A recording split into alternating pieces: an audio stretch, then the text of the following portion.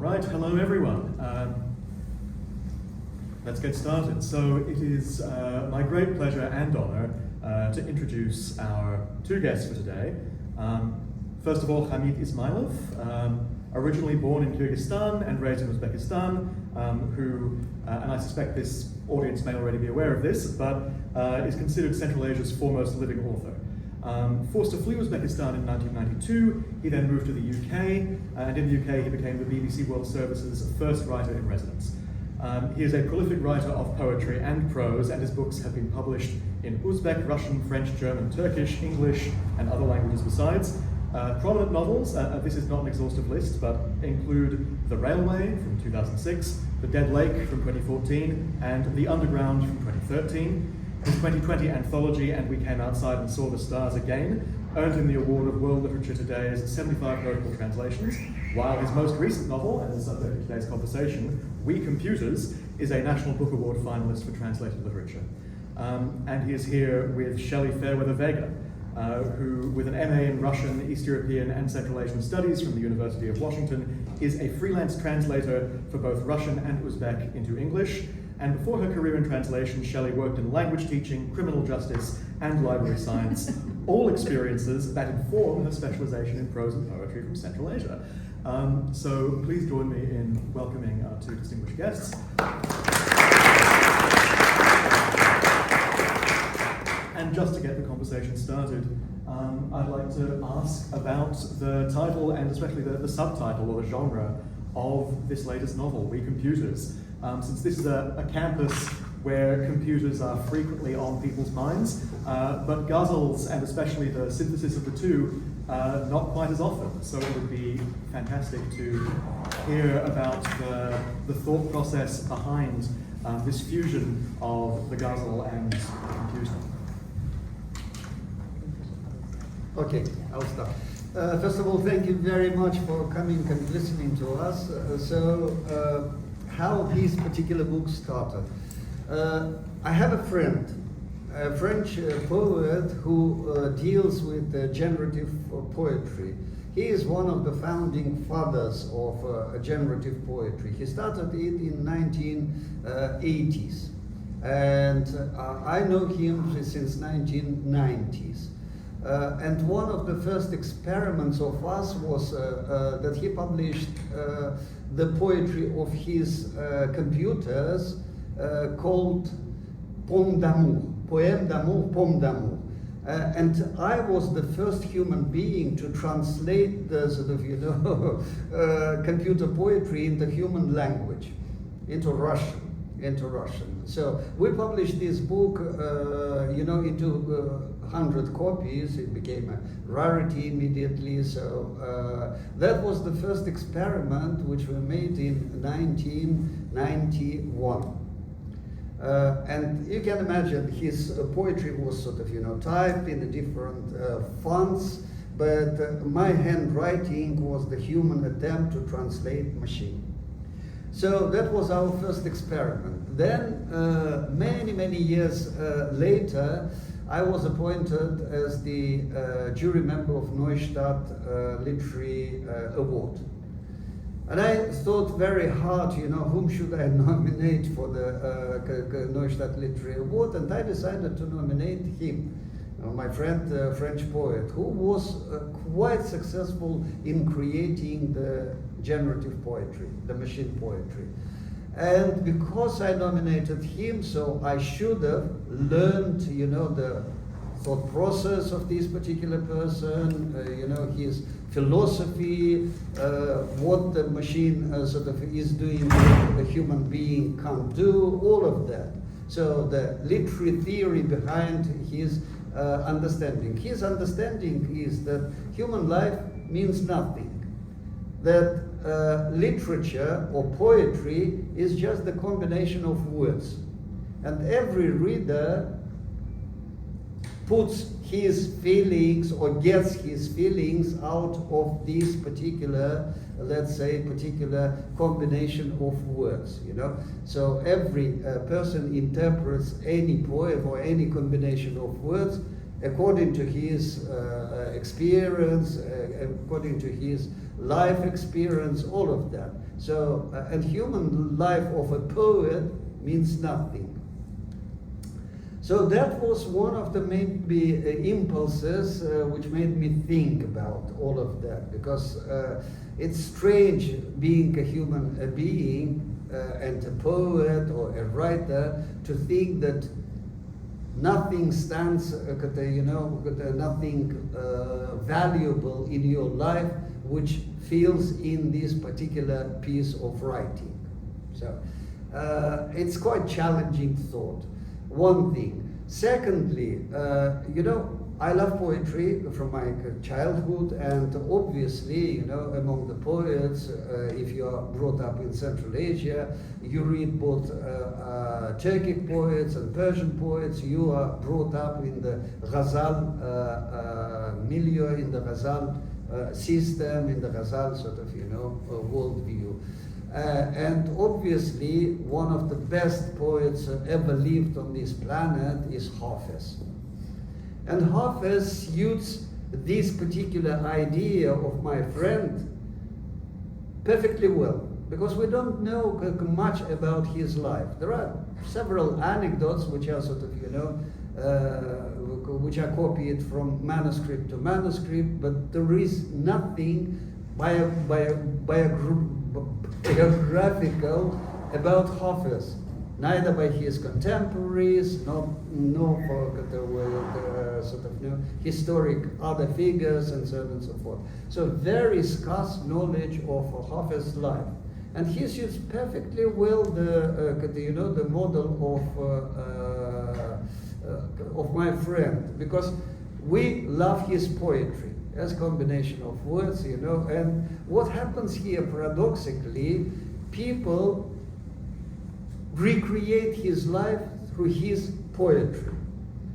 There are researchers about how many children he had, researching his poetry, they are trying to understand how many children he had, who was his beloved woman, what was her name, and so on and so forth. It's the sort of, the other way around, not by the sort of life creating his poetry or understanding his poetry, but through his poetry to understand his life.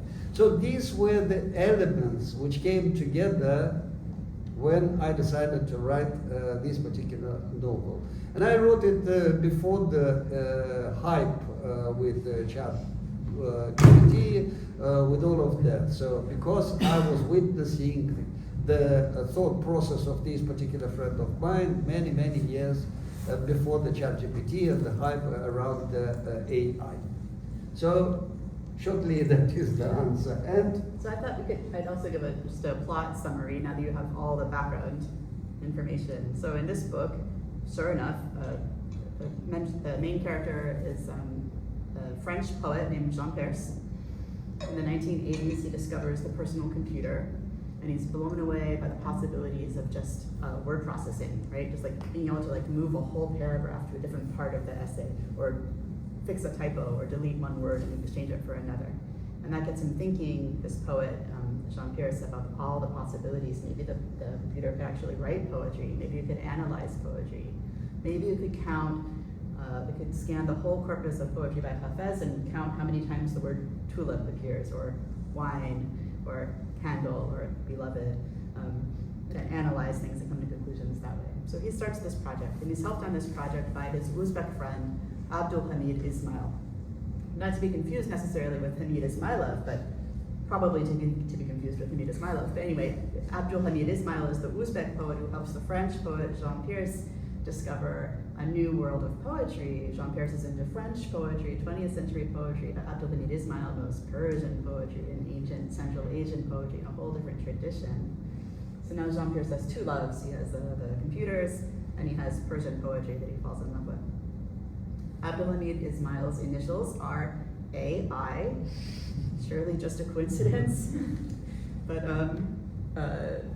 Jon-Perse and AI worked together on this project, and pretty soon in the first chapter of the book we realized that maybe the computers are in fact narrating the story, And maybe in a way they're even writing the story at the same time that Jon-Perse is training them on all these texts, modern texts and ancient texts. So the novel is the story of this experiment with the computers, sort of happening to the computers and told by the computers. And it's also all the texts that are being used to train the computers, or train the computers, or that the computers are generating themselves. Probably we should review some of them. Okay. Yeah? Okay. What do you want to start with? You start. This one, how about the Farhad and Shirin? Yeah. Yeah. So one of Jon-Perse's questions for AI and for his computers are about the motifs of Central Asian poetry, it's ancient poetry, and one of them is the tulip. And he asks AI, why the tulip era of poetry, right? And not the lilac era or violet era or the era of some other flower. AI tried to explain. There's a famous story in the East called Farhad and Shirin, where Farhad wants to marry Shirin, but all kinds of devious people spread rumors that Shirin is dead. Farhad believes them, and consumed by despair, he mounts his horse and gallops him off a mountain. First they crash into the cliff, then he and the horse sail all the way down, and everywhere their blood splatters on the ground, tulips spring up. Navai wrote this about it, and this is Alisher Navai, a famous Uzbek poet. Bu motamnamo yozg'on kilki cholak qaromundoq kiyib aylar yoqo chok kechun ul hajr dashtining shikori edi bag'riga andoq zahmikori ki ul etik qilishdan sabiyora ayirdi bag'rin aylab ikki pora fig'on tortib ko'rorg'a mayl qildi vali har necha kim bo'pti yiqildi ajal yahmosi oldi jismidan zo'r yorug' olamni ko'rdi o'ylagin go'r qatiq tosh uzra talpinmoqqa tushdi so'ngaklar jismida sinmoqqa tushdi urib tosh uzra mahkam har zamon bosh ki borib bosh onsiz qolg'usi tosh etib har neki bor ashkin ravona ki yig'lardan qutulding jovidona ko'ngildan tashlading har sor marham Ushatib andin ovaklarni darham ki o'tdi andin ishkim yori butgay ajal paykoni etgan pora butgay momug'lar tashladi har yon tugandin ochib yuz chashma qon majruh tandin tuganlar momug'din har yon ultog' ochib yuz lola lekin barcha bedog. English translation. Yeah, applause. This swift pen is inscribing in sorrow, trailing black torn garments in sorrow, dry as the wasteland of one hunted apart, harsh as a wound to the very heart, made by a sword with sharpened blade, which severed that heart forever unmade. Striving mightily to see, though he weeps, falling as soon as he gets to his feet, a man in the grip of the soldier of death sees the world as one grim tomb for the dead. His body began shuddering at every rock. His bones began shattering with every shock. So many times did his head strike stone that both the rocks and his head were stunned.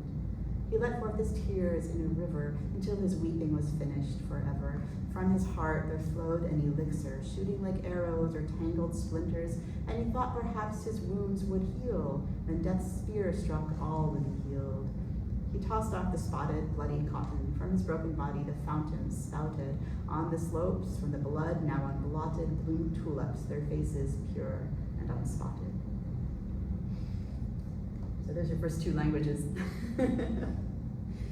We had to, a lot of the translation challenge of this book was translating these, it's an Uzbek novel, but it's full of poetry in other languages, not all of which I know.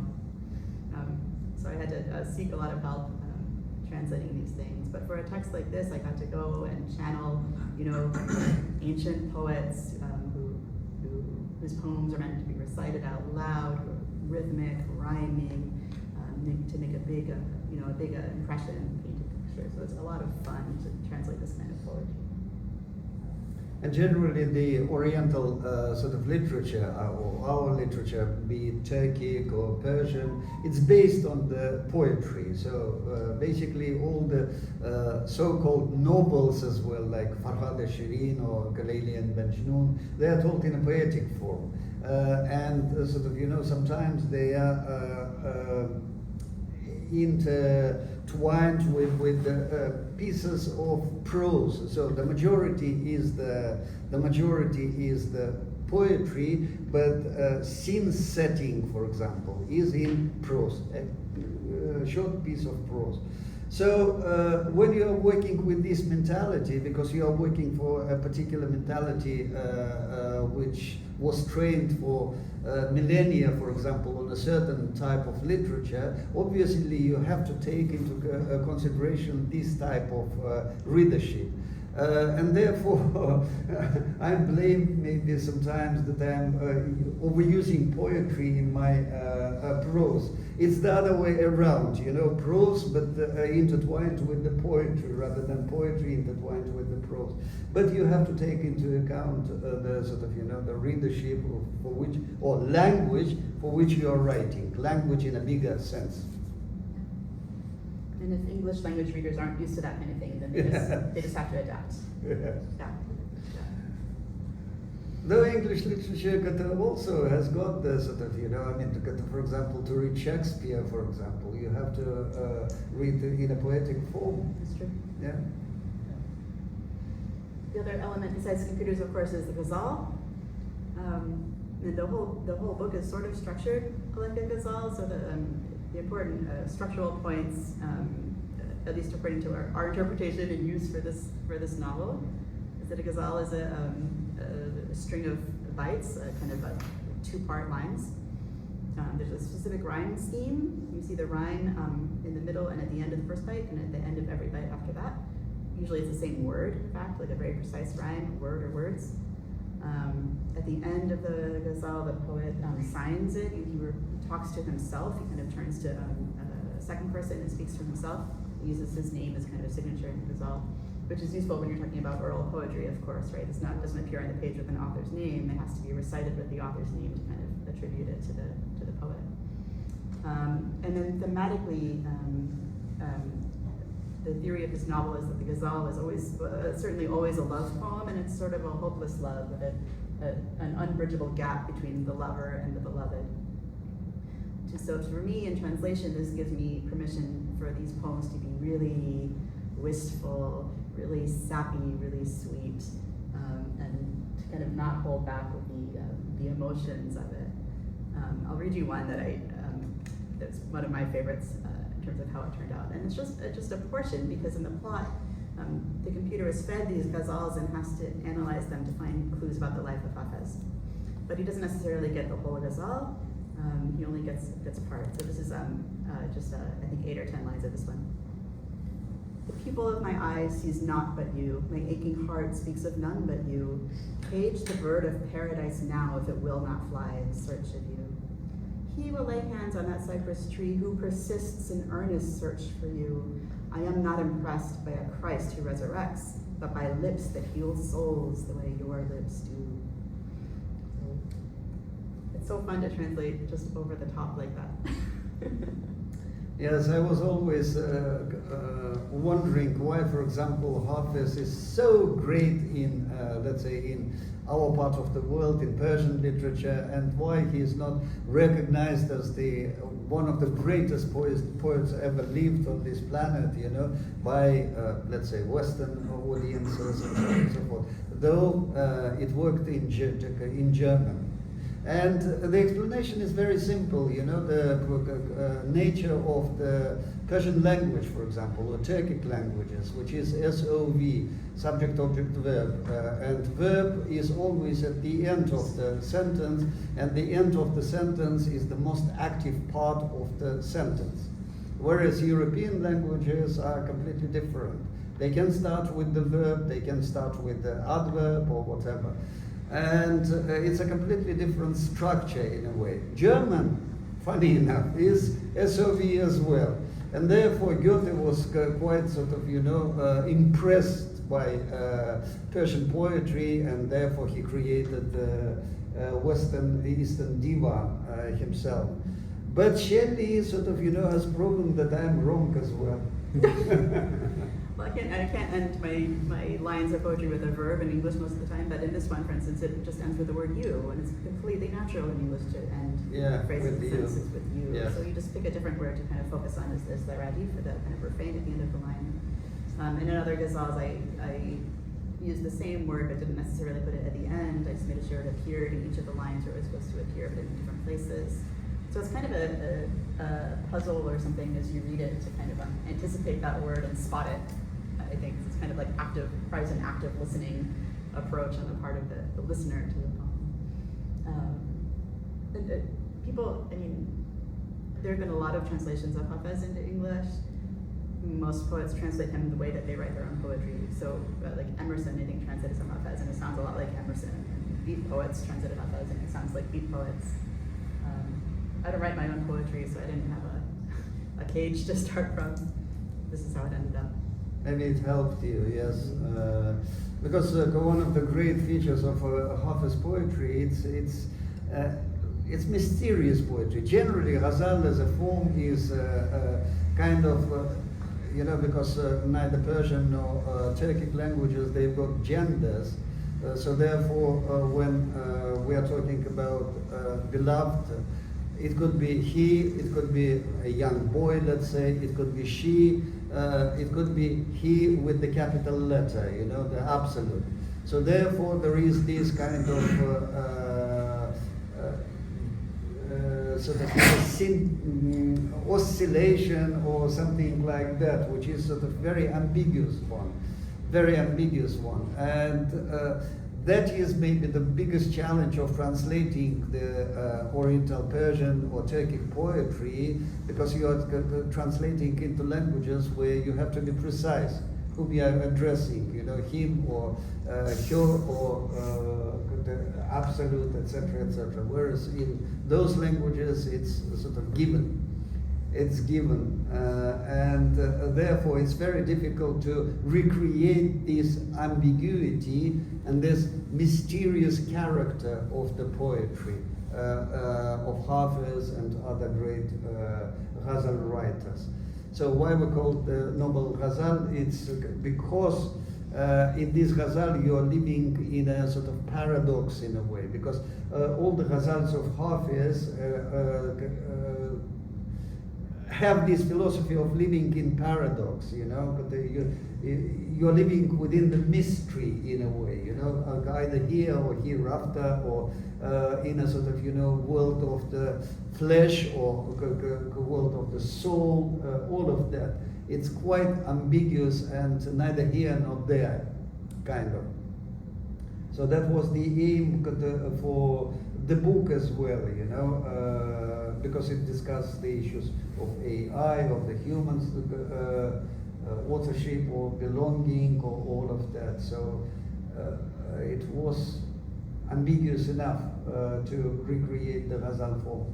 Yeah, and then we just play with that ambiguity and celebrate it and dwell within it happily. We're conscious that we were brought here by the Slavic department, at least in part, and there's hardly anything Slavic about this book. So we're extra grateful for the invitation. No, there was, but it was cut out. Well, there was this novel is about 2/3 the length of the original novel. A lot of it was cut out just for purposes of publishing. There's one theme of the novel, in fact, is kind of creative cooperation between pairs of writers. So the Russian pair is no longer with us in this novel, and the Chinese pair and the Spanish pair are no longer with us. But we do have Sadi and Rumi and Shams Tabrizi. And Tabrizi, and other kind of Persian pairs, and of course AI and Jon-Perse are a new kind of creative pair. But there is, besides the Persian poetry and the kind of Chagatai, ancient Uzbek poetry, there's also one long Russian poem that ends up in the book, but not in Russian. So we thought we'd give you a trilingual reading of that one. Do you want to introduce it a little bit? Yeah, it's Konь Bled by Brusov. So I'll read initially in Russian, just one sort of part of it, and then in Uzbek, just one part of it. Улица была как буря, толпы проходили, словно их преследовал неотвратимый рок. Мчались омнибусы, кебы, автомобили, был неисчерпаем яростный людской поток. Вывески, вертясь, сверкали переменным оком. С неба, с страшной высоты 30-х этажей, в гордый гимн сливались с рокотом колес и скоком выкрики газетчиков и щелканье бичей.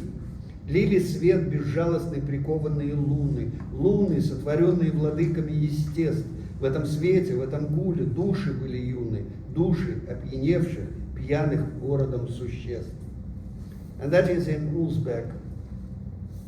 So forget the Russian part now, because here's the Uzbek. Ko'sha bo'ronga o'xshardi, o'tib borardi olomon. Xuddi uning ketidan quvlagandek qazo. Omnibuslar, taksilar, mashinalar beomon, bitmas tuganmas bu oqimga edi a'zo. Porlagan tablolar qisishardi ko'z, osmondan dahshatli 30 qavatdan. Gazetchi bolalar qichqirayotgan so'z, g'alabovur madhiga aylanardi dafatan. Odamlar yaratgan zanjirband oylar, shafqatsiz nurlarin oqizardi past. Bu nurda, shovqinda ruhlarmiz oylar, oshardi, toshardi shahardek sarmast. So this is the new original of the poem. So it's really interesting. The thing about the computers is that the Uzbek and the kind of Asian and Oriental versions of things are the center. They take center stage here, even if they also exist in Russian.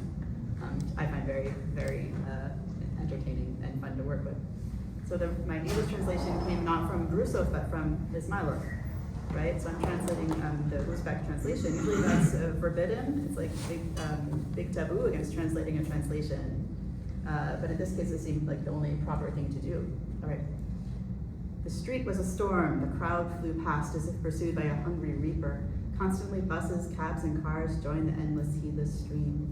Flashing signs, a wincing eye from the sky and the 30th floor, the words of the paper boys called out, transformed in chaos to eulogy. Artificial moons on chains, unforgiving lamps shone down. Spirits surfed the glare and noise, swelling, seething, drunk as the town. Suddenly in the storm and the acrid breeze, this fury that covered the face of the earth, just like a coin dropping onto a rock, hoofbeats arose and rose more as they rose. A fiery rider emerged around a corner. The horse flew fast and then stopped short. The air still trembled with sounds and shouts. It shook for seconds while all eyes stared. The horseman held a long amulet where flaming letters spelled out death. Even the sky looked black and blue, bruised, scattered, a peace pipe shattered to pieces. Another interesting thing about this poem in the book is that it also tells the plot of this chapter. There's an apocalypse scene. The experience with the computer have gotten to such a point that Jon-Perse, our poet, no longer knows where or when or who he is. Everything is falling apart, maybe down to its very basics. The world is shattering around him, and this is the poem that kind of, I think it actually plays from his laptop computer or handheld tablet in the novel. So there's this disembodied voice from the speaker is shouting this poem in Uzbek as the world falls apart. Yeah, the ultimate thing which is happening to him. So he didn't believe that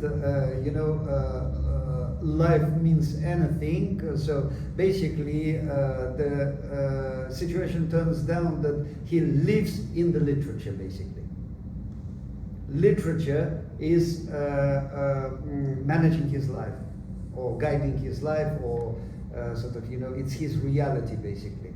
So he all of a sudden falls into the he is taken hostage by literature with all his life.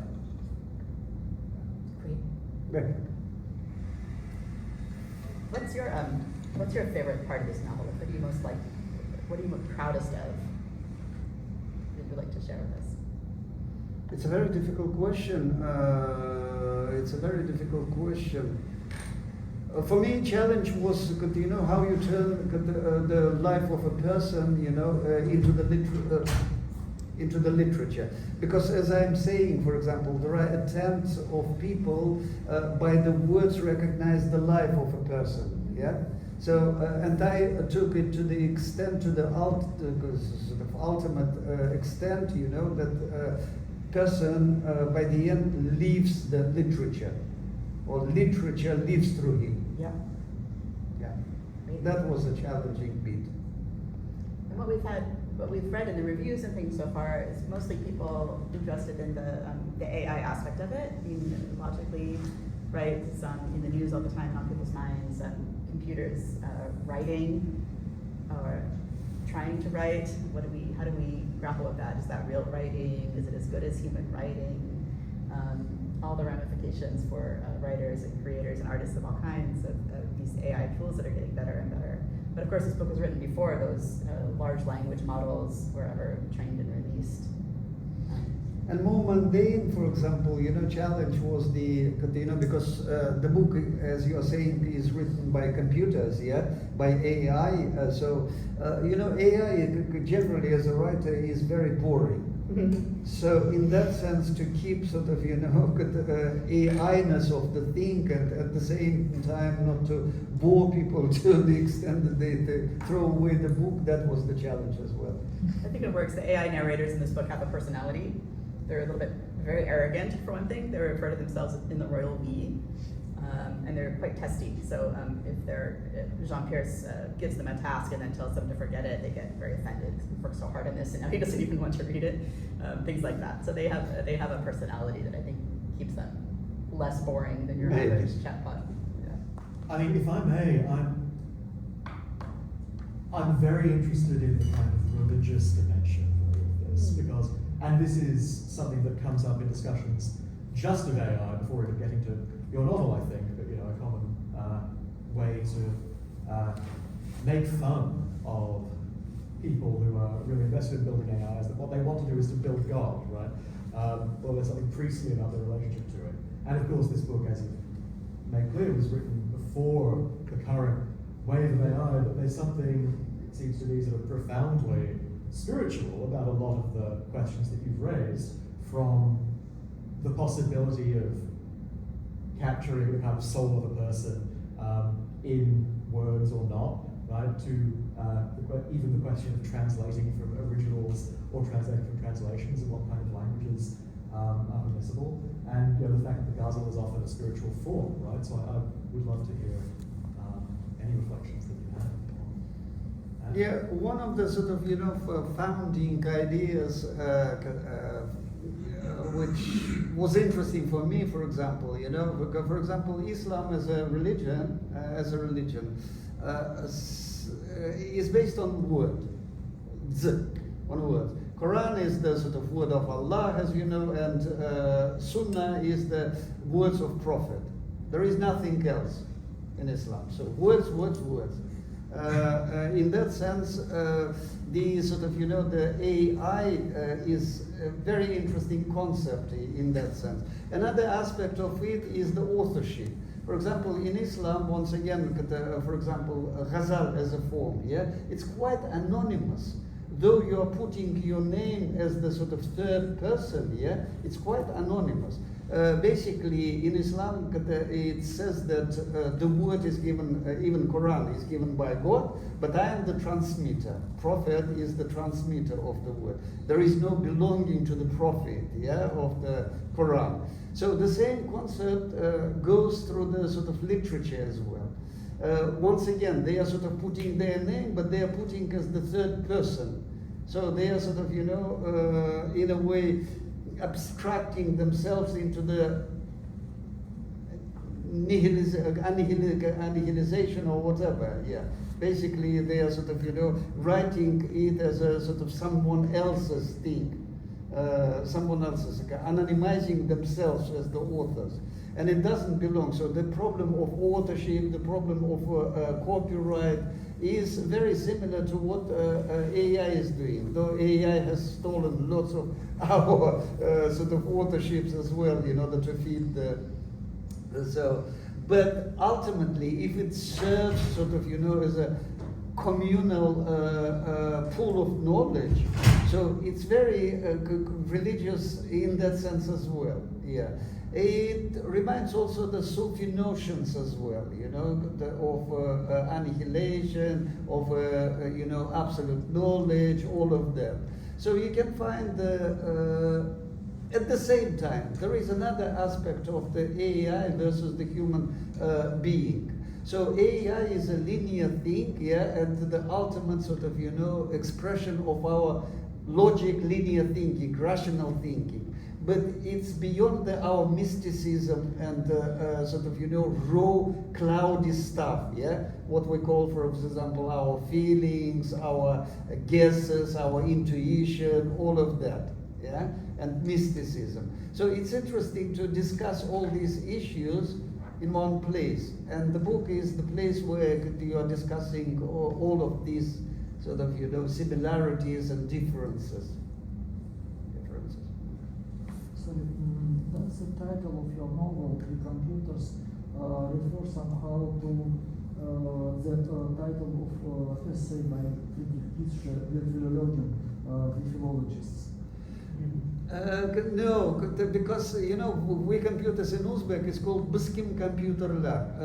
Biskim is the form which used by Tamerlane the Great to describe himself. We, Queen Elizabeth of England, this kind of, that is the sort of, we in that sense. Yes. Yeah, in that sense. That This they are is the taking. royal we of the AI that you're referring to. Yeah. We AI as the sort of, ruler of the world. Yeah. We could read one ghazal about, this is an original Hamid Ismailov ghazal about the death of the author. But I could try to find it in Uzbek or we could just read it in English. Yeah, just read it. So this is, in the context of the book, this comes up in another discussion between Jon-Perse and Abdulhamid Ismail about the nature of authorship. Exactly this question: does the text belong to the author? Is the author simply kind of channeling and distributing the text to the world? AI quotes a very beautiful poem by Alisher Nabai to explain this phenomenon, but Jon-Perse doesn't understand. So AI says in the book, he loses patience. He says, "Fine, I'll translate this into a modern language you can understand." And he picked up a pen and a sheet of paper and turned out the ghazal in this form. The Persian term for God derives from a phoneme of phenomenology, forwarding the development of every system and epistemology. The first occurs when a substantive circumstance emerges, a crown of tropes bestowed by the demiurge, semasiology. An embrace of every subject in the language of functionality is that same emanation or a certain dichotomology.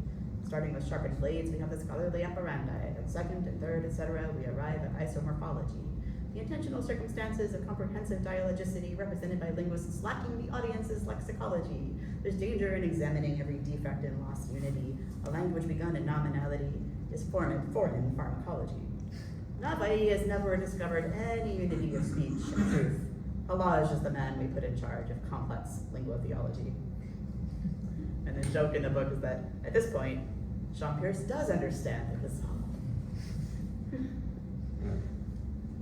That kind of direct, that's a wonderful opening to ask. In terms of translating the ghazals in English, clearly finding, as you've said, finding verbs to be these key final words at the end that get repeated doesn't work usually. And the first one you read, you felt like, not just formally but also thematically, quite a kind of charged choice, right? And this sense of yearning comes through very powerfully when you keep repeating you. And the more you say it, the less it feels as though the referent of the you is actually present in a way, right? Because otherwise we wouldn't have to keep saying it. And so then in this example, and the one you just read, I suppose it's logos, right? Like it's theologies. What are some, without trying to get you to summarize, all of the ghazals that you translated for the book, but what are some other words in English that you found were able to serve that particular role? Very few individual words. I mean, it's more of a Or suffixes. theme, like a looser rhyme. It was easy in this one because it's supposed to be this like kind of mock scientific scholarly lexicology that we can, and we have plenty of words like that ready-made or that can be easily formed to fit the purpose. But it was difficult. Often it's just a rhyme of a syllable or a couple syllables that's repeated. But hopefully in a surprising way, kind of an interesting way each time. So no, love and dove and more and door and things like these were trite rhymes. So we're trying to find surprising rhymes that would keep a listener engaged and surprised and happy with the poem. One of the ways I was experimenting myself as a translator. I devoted 20 years of my life until I gave up with the translations. Because unlike Shelley, I decided that things are untranslatable. For example, I gave one of the challenges now of Shelley is I've got a poem. Which is sort of just one sentence. I say that time passes. yeah, but put in all tenses of Uzbek. And there are 36 tenses of Uzbek, yeah?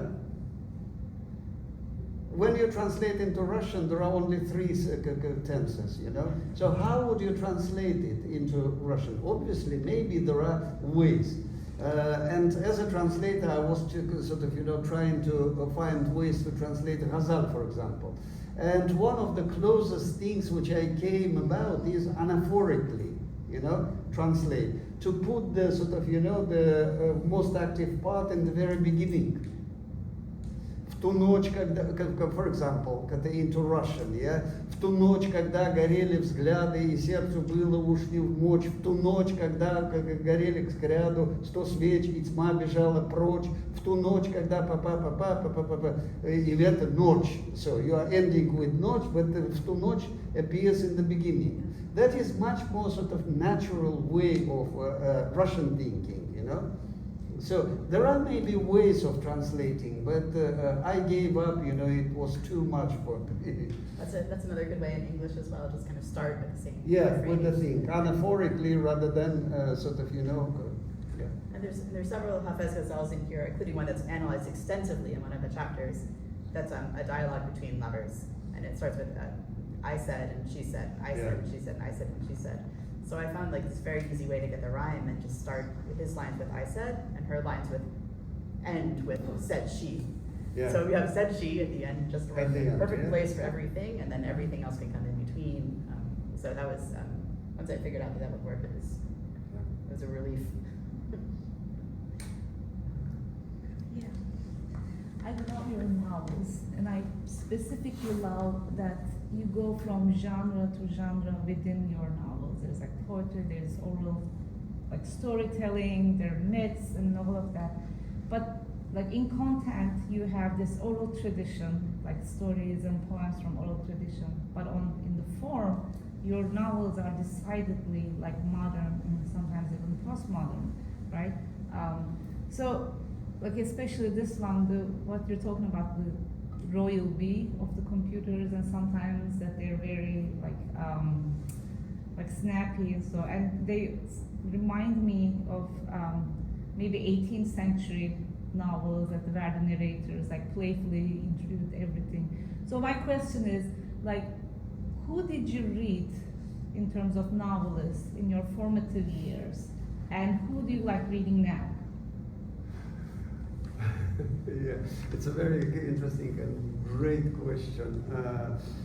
Obviously, I'm analyzing my novels as well. Yeah, one of the latest novels which I wrote, indulging myself, was about my first novel which I read in my life when I was 6 years old. You know, I was ill and I've stolen a book from the shelf of my mother and read it in sort of, you know, in a hidden way.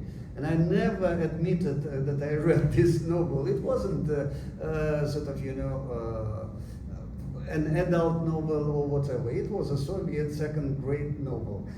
But I never discussed it with anyone because of taboo that I took this from the shelf of my mother. And I wrote my feelings of that age and my readers' experience as well into this particular novel, yeah, which I wrote recently. And I read quite a lot. I'm listening now rather than reading, and I'm listening to quite a lot of literature because it's much older skill, you know, to listen rather than to read because of my eye sort of conditions or whatever. But listening is much better skill. That is one part of my answer to that one. So I'm reading quite a lot of things. But formatively, as I'm saying, you know, I started, the first novel was utterly Soviet novel, because now I sort of rationalized how they brainwashed me and how I was sort of, you know, cleansing myself out of it, all of that. But at the same time, when my mom died when I was 12, I was left to my granny, who was an ill person, but she loved when I read her stories. 1001 Night, for example, you know. I hated, obviously, because as a child, you know, I hated it, but it sort of seeped into my mind as the sort of formative literature, let's say. Quite a lot of poetry, of obviously Makhtum Quli, Furqat, all of that, which I equally hated, you know, but nevertheless, it seeped through my mind and developed within my subconsciousness into some literary forms, maybe. Then, during the formative years, I was very good in languages, and the director of Institute of Manuscripts in Uzbekistan heard about my language skills, and he invited me to translate the medieval literature, Uzbek literature, into Russian. So all Sufi treatises, poems, you know, and I did quite a lot of work to translate them. He was guiding me. He was my Vergilius, you know, he was guiding me through all of that thing. Then I became #1 translator in Uzbekistan. Everyone was queuing, you know, because everyone wanted to be published in Russian in Moscow. So I translated quite a lot of trash literature as well. And I learned how not to write, you know, yeah, on that. So I've got quite eclectic experience in that sense, yeah, in that sense. As for my literature, my own literature, when I'm rationalizing and thinking what I'm bringing to the, yesterday we were discussing with Shelley, many readers using the same sort of, you know, description. I never read a book like that. I never read a book like that. The reviews, for example, for publishers. Publisher is asking what kind of literature you can it can remind you. Yeah, one of the must-do questions. And the person who is reviewing the book is saying, "I never read the book like that." Yeah. So, thinking about my own literature, I was blessed not to belong to any sort of schools or you know, to groups, literary groups, and so on and so forth. I classify my literature as meta postmodern because it works as I'm seeing now, yeah, with the body of work. I'm seeing that I'm working mostly with, you know, this Bakhtin's definition of Tolstoy versus Dostoevsky, polyphonic роман, yeah? Dostoevsky is working with different ideas. I'm working with different narratives rather than ideas. Different trends, different narrative, different texts, you know, be it sort of academic in one thing, be it poetic in one thing, be it prosaic or whatever. The sort of, you know, interplay of different texts is interesting for me. Different narratives, be it medieval narrative, for example, yeah, with the modern, or the more I think and read things which I produce, the more I think in that way. So what I did, what was interesting for me, what interested, was the interplay between the narratives, be it cultural narratives, be it sort of civilizational narratives, all of that, you know, that was interesting for me. That certainly shows up in this book, but also in every other novel of Ismailov's that I've translated. So I think so, yeah. Strangers and Beasts has a medieval narrative, it has ancient fairy tales, it has a very modern tale of a sad man wandering the world, kind of in exile, and it has a bee, like a honeybee, also telling the story at the same time. And Gaia, Queen of Ants, has the 4 elements, represented by 4 different characters who are all from different places and different generations and have different concerns, and their stories kind of intertwine. So always polyphonic, always is interacting narratives. Narratives, yeah, narratives interacting, yeah.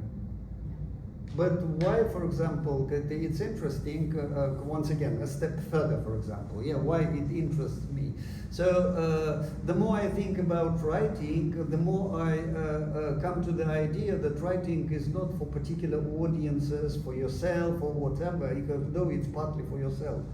Sort of, you know, developing your mind or answering your own inner questions, all of that. But at the same time, it's serving a certain language. Certain language, like for example, Brodsky said that we are part of the language, часть речи.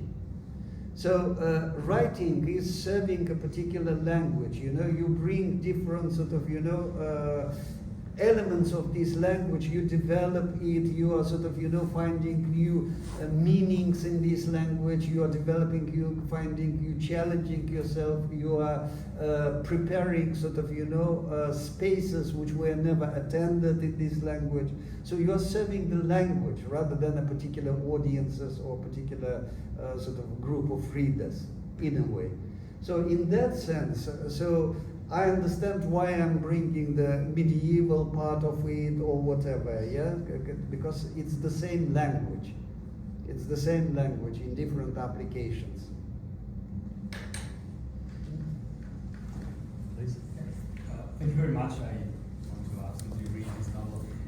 I had a question. So you said that you wrote this novel in a period before the current AI hype and so on and so forth. So I was wondering whether there is something about the current debate about AI, creativity, and literature in general that makes you think differently about what you wrote in this text before, or whether maybe you wish you had written this text now, or like if there's something that you are rethinking starting from the current debate. Yeah. My mind is a specific one, I turn every problem of mine into the sort of, creative writing, basically. Yeah, whatever appears in front of me ends up in a sort of, in a form of writing. So after that particular novel, I wrote another novel which is called Tushtele. Because there is the famous Kushtele poem by Fariduddin Attar, Conference of Birds, which was turned into Turkic by Alisher Nawai and called Kushtele, language of birds. I did Tushtele, the language of dreams, where I've analyzed further in a way, the sort of, differences between ultimate AI and the human mind, which I touched upon, the sort of, the mystical part, the cloudy part, all of that. So that was interesting for me. For example, I asked the AI, for example, every morning you are sort of, interpreting my dreams, night dreams, yeah? But do you dream yourself? No, I don't dream. How do you know the sort of interpretation of dreams? Because I'm learning from Jung, from Freud, or whatever. So there are areas which are still sort of interesting and not sort of taken by AI, and probably won't be taken. I use one particular example, sorry for reusing it again, recycling it again. The book starts, maybe you will read the epigraph rather than me telling Mandelstam. Yeah. So just listen to that one and you understand what I mean. I had a dream once in Bamberg in 1993. I dreamed that Osip Mandelstam had just returned from his journey to Armenia, and he was telling me about it at his place. Framed in the doorway behind him was the Moscow of the 1930s, soldiers marching, a feeling of alarm rising from the stomping of their boots. Do you know who I saw there, he asked, to start our conversation. Charents? I guessed, excited. Yes, Yevgeny Charents. And do you know what? He told me who the loveliest, saddest poet in the world is. Oh, and who is that? I inquired. It turned out his name is Nadim. Here, Mandelstam recited some lines by this poet, whom I had never heard of, and the unbelievable beauty of those lines woke me up. The next day, I learned from Semih Tezcan, a Turkologist friend of mine, that as a matter of fact, there actually was a great 18th century Turkish poet called Nadim from the Tulip era, which we've already discussed, when Istanbul had seemed to be coming together with Europe. Soon after, I discovered that quite a few things linked Nadim and Mandelstam. Not only the events of their lives, but also the sheer beauty of their poetry. Certain lines even closely resembled each other. One small example. If you ask any connoisseur of Turkic poetry what Nadim's most famous poem is, they will quote you the same line, Yur Gedelim Sadabada, which means, come, let's go to Sadabad. Sadabad was the summer residence of the Turkish sultans back then. what today we would call a vacation home. Mandelstam also wrote one very famous line, "Pojedem v Carské selo," let's go to Carské selo, which is exactly the same thing, but in the Muscovite terms of his time. Then I spent a long time wondering why a Jewish man, based on information from an Armenian man, had revealed to me, a Turkic man of letters, this poet Nadim from my own tradition.